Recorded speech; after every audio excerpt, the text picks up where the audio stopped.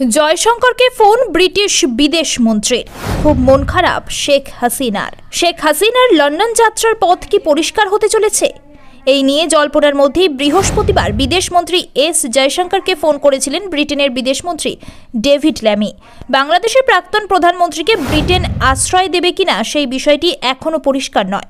তবে বিদেশমন্ত্রী এস জয়শঙ্কর এবং তার ব্রিটেনের বিদেশমন্ত্রীর মধ্যে বাংলাদেশের পরিস্থিতি নিয়ে কথা হয়েছে বলে জানা গিয়েছে।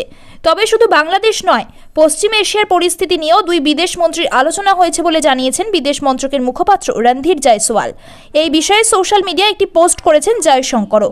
প্রসঙ্গত, পশ্চিম এশিয়ার ক্রমে পরিস্থিতি খারাপ হচ্ছে। ইরান আর ইসরায়েলের মধ্যে যুদ্ধটা প্রায় অনিবার্য হয়ে উঠেছে। বাংলাদেশে এখনও টালমাটাল পরিস্থিতি। 5ই আগস্ট বাংলাদেশের প্রধানমন্ত্রী পদ থেকে ইস্তফা দিয়ে ভারতে চলে আসেন শেখ হাসিনা।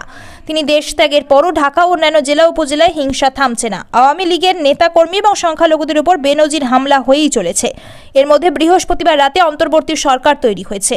সেই সরকারের প্রধান হিসেবে দায়িত্ব নিয়েছেন বিশিষ্ট অর্থনীতিবিদ মোহাম্মদ ইউনুস। তিনিও হিংসা বন্ধের ডাক দিয়েছেন। তবে শেখ হাসিনার ভবিষ্যৎ পরিকল্পনা এখনও স্পষ্ট নয়। প্রথমে শোনা গিয়েছিল তিনি লন্ডনে চলে যেতে চান, কিন্তু ব্রিটিশ সরকারের উদ্বাস্তু আইনে হাসিনাকে সেই দেশে আশ্রয় দেওয়া নিয়ে সমস্যা দেখা দিয়েছে। গত বুধবার অবশ্য শেখ হাসিনার ছেলে সজীব ওয়াজেদ জয় বলেছেন, মার্কিন যুক্তরাষ্ট্রে না ব্রিটেনে কোথায় আশ্রয় নেবেন সেই বিষয়ে এখনও কোনো সিদ্ধান্ত নেননি শেখ হাসিনা।